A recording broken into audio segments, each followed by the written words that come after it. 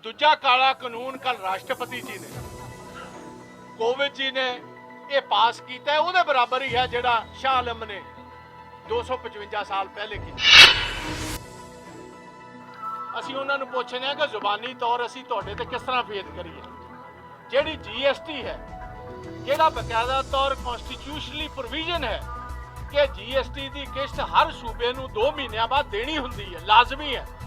अज पंजाब नूं GST की किश्त मिलिया नूं 6 महीने हो गए। इन्हां हफ्तियां दे विच एक साडी माँ बोली पंजाबी दे नाल मतरई माँ वाला सलूक करके उन्होंने जम्मू कश्मीर के ਜਿਹੜੇ ਬੱਚਿਆਂ ਨੂੰ ਪੜ੍ਹਾਉਣ ਵਾਸਤੇ ਤੇ ਉਹਦੇ ਵਿੱਚੋਂ ਕੱਢ ਦਿੱਤਾ ਗਿਆ। ਤੇ ਉਸ ਮੀਟਿੰਗ ਦੇ ਵਿੱਚ ਉਸ ਮਨਪ੍ਰੀਤ ਸਿੰਘ ਬਾਦਲ ਨੇ ਦੱਸਿਆ ਏਜੰਡੇ ਵਿੱਚ ਇਹ ਆਈਟਮ ਹੀ ਹੈ ਨਹੀਂ ਸੀ, ਏਜੰਡੇ ਵਿੱਚ ਇਹ ਆਈਟਮ ਹੀ ਹੈ ਨਹੀਂ ਸੀ, ਕਾਗਜ਼ ਕੁਝ ਹੋਰ ਸਨ, ਆਈਟਮ ਬਾਅਦ ਚ ਲੈ ਕੇ ਆਂਦਾ। ਇਹ ਪੰਜਾਬ ਨਾਲ ਤਰੋਕ ਕੀਤਾ।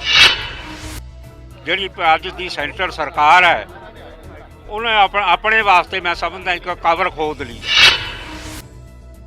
ਔਰ ਸਾਰੇ ਮੁਲਕ ਦੀ ਜਿਹੜੀ ਜਿਣਸ ਹੈ हिंदुस्तान के चंद बड़े घराने अडानी अवानी इन्हां दे हत्थां दे विच गिरवी करना चाहुंदे। अज सचखंड श्री हरमंदर साहिब नतमस्तक होण पहुंचे राज्य सभा मैंबर प्रताप सिंह बाजवा, जिन्हां किसानां दे हक दे विच गल करदिआं कहा कि अज बीजेपी देश च किसानां नाल गलत कर रही है, पर वो किसानां दे हक च खड़े ने। उन्हां कहा कि पंजाबियां ने हमेशा जित हासिल की है ते इस बार भी पंजाबी ही जितणगे। बाजवा साहब वल्लों यह भी कहा गया कि किसानों का नुकसान किसी भी हालत च बर्दाश्त नहीं करनगे। होर की कहा प्रताप सिंह बाजवा ने, तुसीं आप ही सुन लवो। लाइव भारत दे लई अमृतसर तो विशाल शर्मा दे नाल मनोज भगत दी रिपोर्ट। अज सर शमशेर सिंह दुल्लो ते मैं असीं दोनों अपने साथियों समेत गुरु महाराज साहब का आशीर्वाद लैण वास्ते आए हैं। अखंड पाठ साहब सुखिया सी बेसिकली पंजाब की किसानी वास्ते ते पंजाब की बेहतरी वास्ते अज भोग पे ने। गुरु महाराज साहब के चरणों के विच असीं हरमंदर साहब आके बेनती की है, गुजारिश की है कि गुरु महाराज साहब बहुत लंबे अरसे तो बाद बहुत वड्डा पंजाब का जिहड़ा बेसिक इकनॉमिक इशू है, साडी लाइफ लाइन है किसानों की, वो है जिहड़ी मिनिमम सपोर्ट प्राइस ते 3 जिहड़े बिल जिहड़े कल असी समझने काला दिन सी। कल राष्ट्रपति ने जिहड़े सिग्नेचर्स किए ने वो डेथ वारंटा ते किए ने हिंदुस्तान के किसानों के, ते विशेष तौर पंजाब हरियाणा ते वैस्टर्न यूपी का जिहड़ा किसान है वो डेथ वारंट्स के उत्ते सिग्नेचर्स कल राष्ट्रपति जी ने किए। सानू ये आस सी कि जिन्ने वड्डे पैमाने ते पंजाब दे विच हरियाणा विच वैस्टर्न यूपी ते हिंदुस्तान के वक्-वक् सूबे मध्य प्रदेश महाराष्ट्र करनाटका दे विच तेलंगाना दे विच जिस तरह किसान जथेबंदियां उठियां ने, ये सरकार इहदे ते कोई थोड़ा मोटा हो सकता है राष्ट्रपति जी सिग्नेचर ना करन, लोगों का विचार वटांदरा करन। साडा भी ये मनना सी कि सारियां किसान जथेबंदियां हिंदुस्तान दीयां 245 कि उन्हां दे सारियां नाल गल कीती जाए, किसानां नाल गल कीती जाए, मैंबर्स ऑफ पार्लीमेंट नाल कीती जाए, MLAs नाल सरकारां नाल गल। बट कल राष्ट्रपति ने जिहड़े सिग्नेचर्स कर दिते ने, सानू बहुत वड्डा इस गल का अफसोस होया।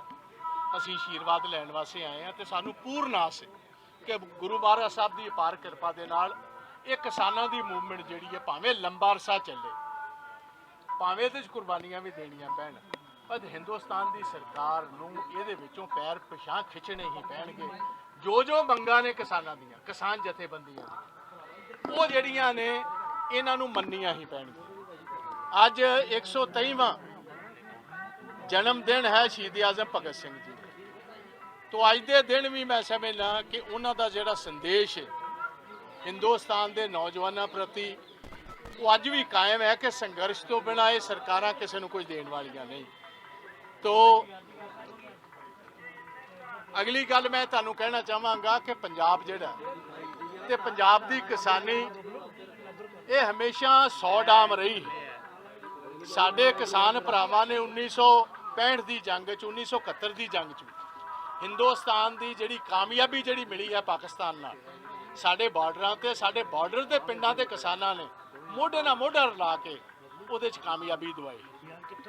तकरीबन 56 साल का पंजाब ने ते हरियाणे ने सारे देश का पेट पालिया। एक पासे असीं 100 डाम सी, साडे नौजवान बच्चे जिहड़े ने चीन दे नाल अज गलवान वैली दे विच ਪਾਕਿਸਤਾਨ ਦੀਆਂ ਸਰਹੱਦਾਂ ਤੇ ਜੰਮੂ ਦੇ ਵਿੱਚ, ਪੰਜਾਬ ਦੀਆਂ ਸਰਹੱਦਾਂ ਤੇ, ਰਾਜਸਥਾਨ ਦੀਆਂ ਸਰਹੱਦਾਂ ਤੇ ਪੰਜਾਬ ਦੇ ਨੌਜਵਾਨ ਸਾਡੇ ਵੀਰ ਜਿਹੜੇ ਨੇ ਆਪਣੀਆਂ ਸ਼ਹਾਦਤਾਂ ਦੇ ਰਹੇ ਨੇ, ਆਪਣੀਆਂ ਕੁਰਬਾਨੀਆਂ ਦੇ ਰਹੇ ਨੇ ਇਸ ਦੇਸ਼ ਦੀ ਏਕਤਾ ਤੇ ਅਖੰਡਤਾ ਵਾਸਤੇ।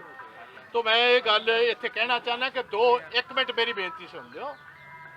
दो काम काले कानून हिंदुस्तान का जिन्होंने इतिहास बदलिया। एक इस तो पहले एक बार 1765 दे विच, आ गल मेरी सुनो, तुहाडे वास्ते बड़ी इंपॉर्टेंट है पंजाबियों वास्ते। 1765 दे विच शाह आलम जिहड़ा मुगल राजा सी, शाह आलम टू, ਉਹਨੇ उस टाइम ते ईस्ट इंडिया कंपनी ਦਾ रॉबर्ट क्लाइव ਜਿਹੜਾ ਸੀ ਉਹਨੂੰ 3 ਸੂਬਿਆਂ ਦੇ ਰਾਈਟ ਦਿੱਤੇ ਸੀ, ਬੰਗਾਲ ਦਾ, ਉੜੀਸਾ ਦਾ ਤੇ ਬਿਹਾਰ ਦਾ। ਉਹਨੂੰ ਰਾਈਟ ਦਿੱਤੇ ਈਸਟ ਇੰਡੀਆ ਕੰਪਨੀ ਨੂੰ ਕਿ ਜਿਹੜੇ ਉਦੋਂ ਦੇ ਜ਼ਿਮੀਂਦਾਰਾਂ ਦੇ ਕੋਲੋਂ ਟੈਕਸ ਇਕੱਠੇ ਹੁੰਦੇ ਨੇ, ਉਹ ਬ੍ਰਿਟਿਸ਼ ਇੰਡੀਆ ਕੰਪਨੀ ਜਿਹੜੀ ਇੱਕ ਟ੍ਰੇਡਿੰਗ ਹਾਊਸ ਸੀ ਉਹਨੂੰ ਰਾਈਟ ਦੇ ਦਿੱਤੇ। ਮੁਗਲ ਜਿਹੜਾ शाह आलम 2 ਸੀ ਉਹਨੇ ਰਾਈਟ ਦਿੱਤੇ ਤੇ ਜਿਸ ਦੇ ਕਾਰਨ ਫਿਰ ਆਹਿਸਤਾ ਆਹਿਸਤਾ ਈਸਟ ਇੰਡੀਆ ਕੰਪਨੀ ਹਿੰਦੁਸਤਾਨ ਚ ਆਈ। 185 ਸਾਲ ਉਹਨੇ ਹਿੰਦੁਸਤਾਨ ਤੇ ਰਾਜ ਕੀਤਾ। ਆ ਦੂਜਾ ਕਾਲਾ ਕਾਨੂੰਨ ਕੱਲ ਰਾਸ਼ਟਰਪਤੀ ਜੀ ਨੇ, ਕੋਵਿਦ ਜੀ ਨੇ ਇਹ ਪਾਸ ਕੀਤਾ, ਉਹਦੇ ਬਰਾਬਰ ਹੀ ਹੈ ਜਿਹੜਾ ਸ਼ਾਹ ਆਲਮ ਨੇ 255 ਸਾਲ ਪਹਿਲੇ ਕੀਤਾ ਸੀ। ਤੋ ਇਹਦੇ ਵਿੱਚ ਸਾਡੀ ਵਿਸ਼ੇਸ਼ ਅਪੀਲ ਦੋਨੋਂ ਸਾਥੀਆਂ ਦੀ ਸਾਰੀ ਰਾਜਨੀਤਿਕ ਪਾਰਟੀਆਂ ਨੂੰ ਹੈ ਕਿ ਜਿਹੜੇ ਪੰਜਾਬੀ ਨੇ, ਜਿਹੜੇ ਪੰਜਾਬ ਦੀ ਬਿਹਤਰੀ ਚਾਹੁੰਦੇ ਨੇ, ਜਿਹੜੀ ਕਿਸਾਨੀ ਦੀ ਬਿਹਤਰੀ ਚਾਹੁੰਦੇ ਨੇ, ਆਓ ਸਾਰੇ ਜਣੇ ਆਪਾਂ ਇਕੱਠੇ ਹੋਈਏ, ਇਕੱਠੇ ਹੋ ਕੇ ਜੂਝੀਏ। ਪੰਜਾਬ ਬਚੇਗਾ, ਕਿਸਾਨੀ ਬਚੇਗੀ, ਫੇਰ ਹੀ ਅਸੀਂ ਸਾਰੇ ਬਚ ਸਕਾਂਗੇ। ਤੋ ਅੱਜ ਇਸ ਪੁੱਤਰ ਨਗਰੀ ਤੋਂ ਦਰਬਾਰ ਸਾਹਿਬ ਦੇ ਬਾਹਰੋਂ ਅਸੀਂ ਇਹੀ ਬੇਨਤੀ ਕਰਨ ਵਾਸਤੇ ਆਏ ਹਾਂ। ਨਾਲ ਸਾਡੀ ਇਹ ਮੰਗ ਹੈ, ਵੇਖੋ ਤੋਮਰ ਸਾਹਿਬ ਨੇ ਤੇ ਮੋਦੀ ਸਾਹਿਬ ਨੇ ਗੱਲ ਕਹੀ ਹੈ ਕਿ ਜਿਹੜਾ ਪੰਜਾਬ ਦਾ ਤੇ ਹਰਿਆਣੇ ਦਾ ਕਿਸਾਨ ਹੈ ਉਹਨੂੰ ਅਸੀਂ ਫੇਥ ਦੇਣਾ ਚਾਹੁੰਦੇ ਹਾਂ, ਵਿਸ਼ਵਾਸ ਦੇਣਾ ਚਾਹੁੰਦੇ ਹਾਂ ਕਿ ਮਿਨੀਮਮ ਸਪੋਰਟ ਪ੍ਰਾਈਸ ਅਸੀਂ ਰੱਖਾਂਗੇ। ਅਸੀਂ ਉਹਨਾਂ ਨੂੰ ਪੁੱਛਦੇ ਹਾਂ ਕਿ ਜ਼ੁਬਾਨੀ ਤੌਰ ਅਸੀਂ ਤੁਹਾਡੇ ਤੇ ਕਿਸ ਤਰ੍ਹਾਂ ਫੇਥ ਕਰੀਏ। ਜਿਹੜੀ GST ਹੈ, ਜਿਹੜਾ ਬਕਾਇਦਾ ਤੌਰ ਕਨਸਟੀਟਿਊਸ਼ਨਲੀ ਪ੍ਰੋਵੀਜ਼ਨ ਹੈ ਕਿ GST ਦੀ ਕਿਸ਼ਤ ਹਰ ਸੂਬੇ ਨੂੰ 2 ਮਹੀਨਿਆਂ ਬਾਅਦ ਦੇਣੀ ਹੁੰਦੀ ਹੈ, ਲਾਜ਼ਮੀ ਹੈ। ਅੱਜ ਪੰਜਾਬ ਨੂੰ GST ਦੀ ਕਿਸ਼ਤ ਮਿਲਿਆ ਨੂੰ 6 ਮਹੀਨੇ ਹੋ ਗਏ। ਜਿਹੜਾ ਸਾਡਾ ਬਕਾਇਆ ਕੋਈ 2500 ਕਰੋੜ ਰੁਪਈਆ 2 ਮਹੀਨਿਆਂ ਦਾ ਬਣਦਾ, ਉਹ ਹੁਣ 7000 ਕਰੋੜ ਰੁਪਏ ਤੋਂ ਵੱਧ ਸਾਡਾ ਬਕਾਇਆ ਗਵਰਨਮੈਂਟ ਆਫ ਇੰਡੀਆ ਨਹੀਂ ਦੇ ਰਹੀ। ਕੱਲਾ ਪੰਜਾਬ ਦਾ ਨਹੀਂ, ਸਾਰੇ ਸੂਬਿਆਂ ਦੀ 6-6 ਮਹੀਨਿਆਂ ਦੀਆਂ ਕਿਸ਼ਤਾਂ ਨਹੀਂ ਦੇ ਰਹੀ।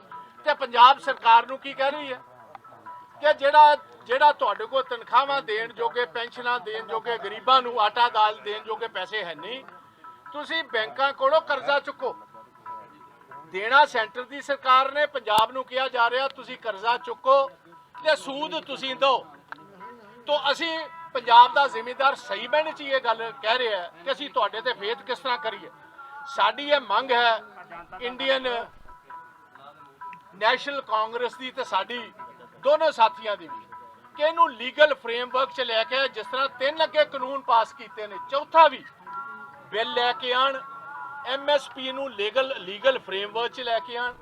ਦੂਸਰੀ ਸਾਡੀ ਮੰਗ ਹੈ ਕਿ ਫੂਡ ਕਾਰਪੋਰੇਸ਼ਨ ਆਫ ਇੰਡੀਆ ਸਾਰੀਆਂ ਹੀ ਜਿੰਨੇ MSP ਦੀਆਂ ਆਈਟਮਸ ਨੇ 26, ਮੇਰਾ ਕਣਕ ਝੋਨਾ ਹੀ ਨਹੀਂ, ਮੇਰਾ ਨਰਮਾ ਹੀ ਨਹੀਂ, ਹੋਰ ਵੀ ਜਿਹੜੇ ਚੀਜ਼ਾਂ ਨੇ ਉਹ ਖਰੀਦ FCI ਕਰੇ। ਤੇ ਤੀਜੀ ਸਾਡੀ ਮੰਗ ਹੈ ਕਿ ਇਸ ਗੱਲ ਦਾ ਕਾਨੂੰਨ ਬਣਾਇਆ ਜਾਏ ਕਿ ਮਿਨੀਮਮ ਸਪੋਰਟ ਪ੍ਰਾਈਸ ਦੇ ਥੱਲੇ ਕੋਈ ਵੀ ਬਾਹਰੋਂ ਆ ਕੇ ਵਪਾਰੀ ਮਾਲ ਖਰੀਦਦਾ ਜ਼ਿਮੀਂਦਾਰ ਤੋਂ, ਉਹਦੇ ਤੇ ਫੌਜੀ ਉਹਤੇ ਬਕਾਇਦਾ ਤੌਰ ਕੇਸ ਰਜਿਸਟਰ ਹੋਣਾ ਚਾਹੀਦਾ ਫੌਜਦਾਰੀ ਦਾ, ਤੇ ਜਿੰਨਾ ਮਿਨੀਮਮ ਸਪੋਰਟ ਪ੍ਰਾਈਸ ਤੋਂ ਘੱਟ ਉਹਨੂੰ ਕੀਮਤ ਦਿੱਤੀ ਜਾਂਦੀ ਹੈ, ਉਹਨੇ ਪੈਸੇ ਕਚਹਿਰੀਆਂ ਦੇ ਜ਼ਰੀਏ ਗੁਰਾ ਕੇ ਉਸ ਕਿਸਾਨ ਵੀਰ ਨੂੰ ਦੇਣਾ ਚਾਹੀਦਾ। ਸੋ 3 ਵੱਡੀਆਂ ਮੰਗਾਂ ਸਾਡੀ ਭਾਜਪਾ ਦੀ ਗਵਰਨਮੈਂਟ ਕੋਲ ਨੇ, ਸਾਰੀਆਂ ਕਿਸਾਨ ਜਥੇਬੰਦੀਆਂ ਦੀ, ਸਾਰੀ ਪੋਲੀਟੀਕਲ ਪਾਰਟੀਆਂ ਦੀ, ਕਿ ਸਾਰਿਆਂ ਨੂੰ ਪਹਿਲੇ ਮਿਨੀਮਮ ਸਪੋਰਟ ਪ੍ਰਾਈਸ ਦਾ ਇੱਕ ਬਿੱਲ ਲੈ ਕੇ ਆਂਦਾ ਜੋ ਉਹਨੂੰ ਲੀਗਲ ਸ਼ੇਪ ਦਿੱਤੀ।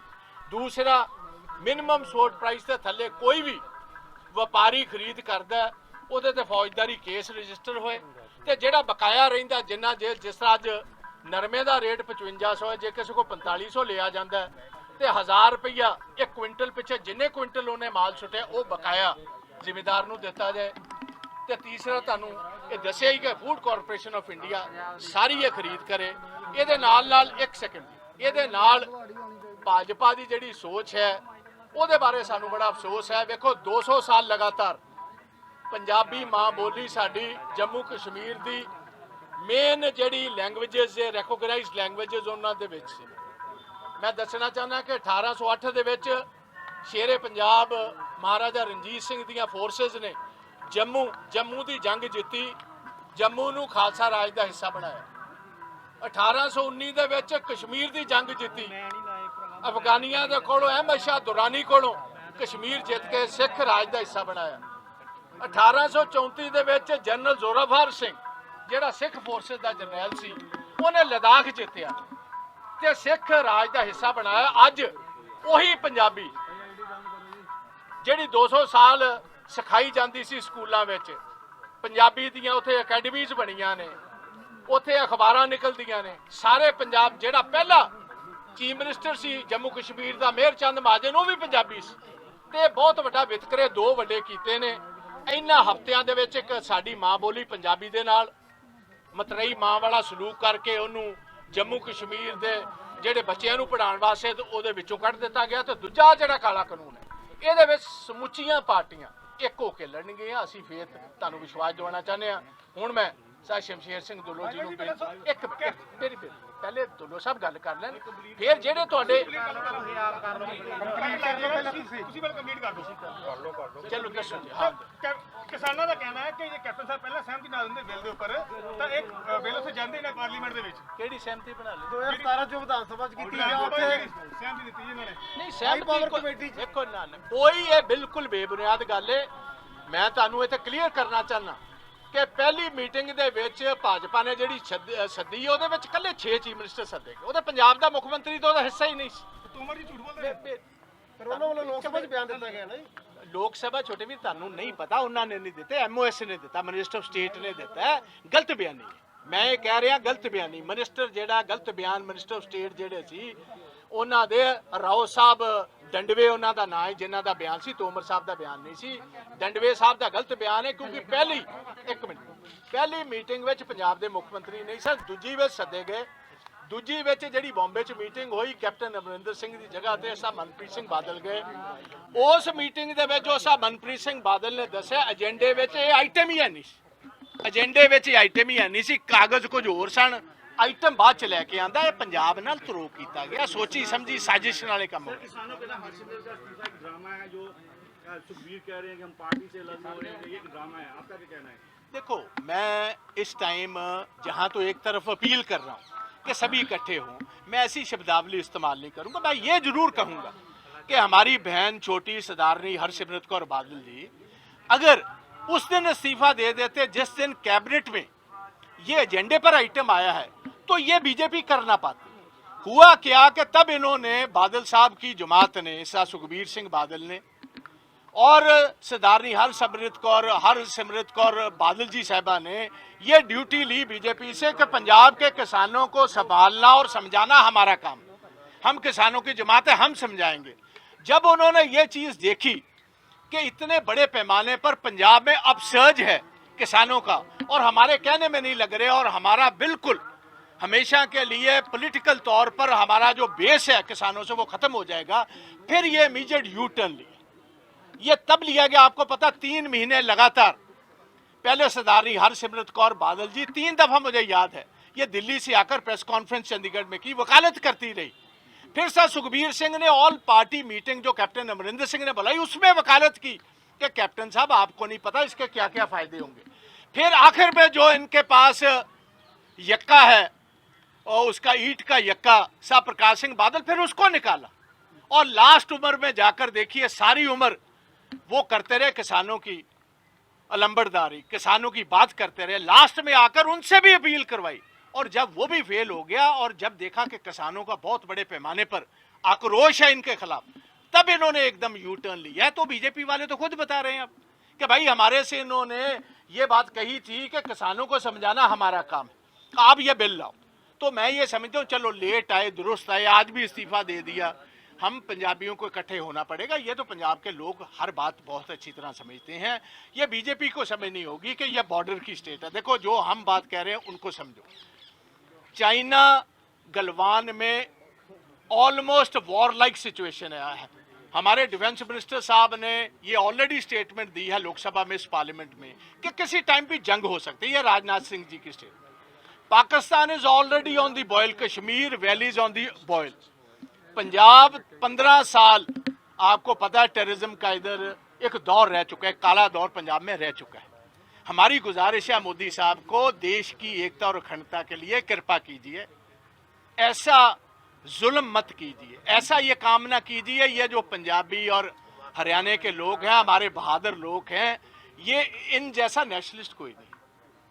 हम देश के लिए अपनी कुर्बानियां दे रहे हैं, हमारा टेस्ट मत करो। ये जो जिम्मेदारों के डेथ वारंट्स हैं, इस पर आपके दस्तखत बनते नहीं करने। ये कृपा कीजिए, इनको वापस लीजिए। और मैं एक और कहना चाहता हूँ, जो भी पॉपुलर इलेक्टेड सरकारें हैं वो सेंसिटिव होती हैं, और आज पंजाब का जिम्मेदार, हरियाणा का और सारे देश का जिम्मेदार चाहता है कि ये काले कानून वापस लीजिए। मैंने पार्लियामेंट में बोलते भी कहा था, भाई किसान तो आगे आगे भाग रहा, आप पीछे भागकर कह रहे हो हमने देना, वो लेने को तैयार नहीं। तो कृपा कीजिए ये मत कीजिए, इसके साथ हिंदुस्तान की एकता और अखंडता को खतरा होगा। और मैं ये भी बात कहना चाहता हूँ, पंजाब का इतिहास है, हर 25-30 साल के बाद जब भी किसानों के हालात आर्थिक तौर पर कमजोर होते हैं पंजाब में, तभी कोई ना कोई मूवमेंट खड़ी होती है। 1970-80 वाली मूवमेंट जो थी, जब किसानी के हाल इधर कमजोर हुए, उससे पहले नक्सलाइट मूवमेंट आई 20-25 साल पहले, उससे 25-30 साल पहले शहीद आजम भगत सिंह, उनके टाइम पर जो मूवमेंट चली, ये सारी किसानी से जुड़ी हुई मूवमेंट्स। और आपको याद होगा जो ऐतिहासिक बात है कि बंदा सिंह बहादुर जी ने जो मुगलों से ये कब्जा छुड़वाया, इस हिस्से का जो आज हरियाणा और पंजाब का हिस्सा है, वो भी बेसिकली किसानों की मूवमेंट थी। वो मज़ारों को मालिक बनाया गया, और उसके बाद ही फिर मिसलें आई, और मिसलों के बाद सिख राज कायम हुआ।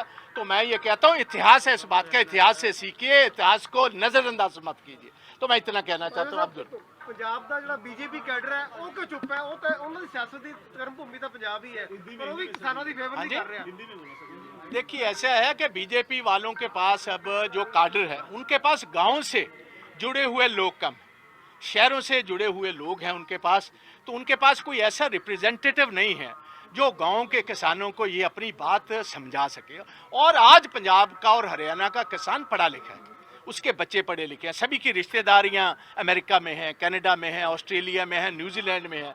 और जो कॉरपोरेट हाउसेस को आप लाना चाहते हो, अडानीज को, अंबानीज को या अमेरिकन्स को, ये बाहरले रिश्तेदार बता रहे हैं कि भाई अमेरिका में भी 30% छोटे किसानों को, अमेरिकन किसानों की ज़मीनों पर कब्जा आज कॉरपोरेट हाउसेस का 30% कब्जा जो है कॉरपोरेट हाउसेस का है।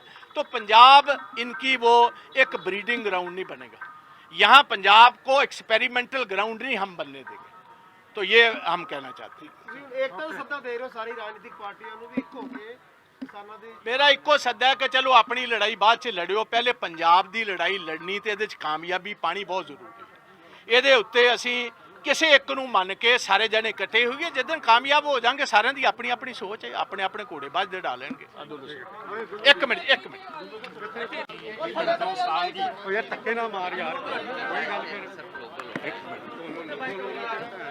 ਅੱਜ ਠੀਕ ਕਿਹਾ ਕਿ ਬਾਜਵਾ ਸਾਹਿਬ ਨੇ ਕਿ ਹਿੰਦੁਸਤਾਨ ਦੇ ਇਤਿਹਾਸ ਦੇ ਵਿੱਚ ਇਹ ਬਹੁਤ ਬੜਾ ਕਾਲਾ ਦਿਨ ਹੈ।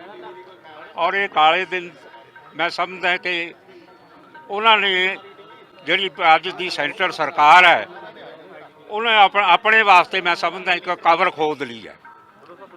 ਔਰ ਚੰਗਾ ਹੁੰਦਾ ਲੋਕ ਰਾਜ ਦੇ ਵਿੱਚ, ਡੈਮੋਕ੍ਰੇਸੀ ਦੇ ਵਿੱਚ ਜਦੋਂ ਵੀ ਬਿੱਲ ਪਾਸ ਹੁੰਦੇ ਨੇ ਤਾਂ ਜਥੇਬੰਦੀਆਂ ਨਾਲ ਗੱਲਬਾਤ ਕੀਤੀ ਜਾਂਦੀ ਹੈ, ਕਿਸਾਨਾਂ ਦੀ ਰਾਏ ਲਈ ਜਾਂਦੀ ਹੈ, ਕਿਉਂਕਿ ਬੀਜੇਪੀ ਨੂੰ ਕਿਹਾ ਜਾਂਦਾ ਕਿ ਵਪਾਰੀਆਂ ਦੀ ਜਮਾਤ ਹੈ, ਔਰ ਇਹ ਸਰਕਾਰ ਵਪਾਰੀਆਂ ਦੇ ਹਿੱਤ ਨੂੰ ਦੇਖਦੀ ਹੈ। ਔਰ ਸਾਰੇ ਮੁਲਕ ਦੀ ਜਿਹੜੀ ਜਿਣਸ ਹੈ, ਹਿੰਦੁਸਤਾਨ ਦੇ ਚੰਦ ਬੜੇ ਘਰਾਣੇ, ਅਡਾਨੀ, ਅਵਾਨੀ, ਇਹਨਾਂ ਦੇ ਹੱਥਾਂ ਦੇ ਵਿੱਚ ਗਿਰਵੀ ਕਰਨਾ ਚਾਹੁੰਦੇ ਨੇ।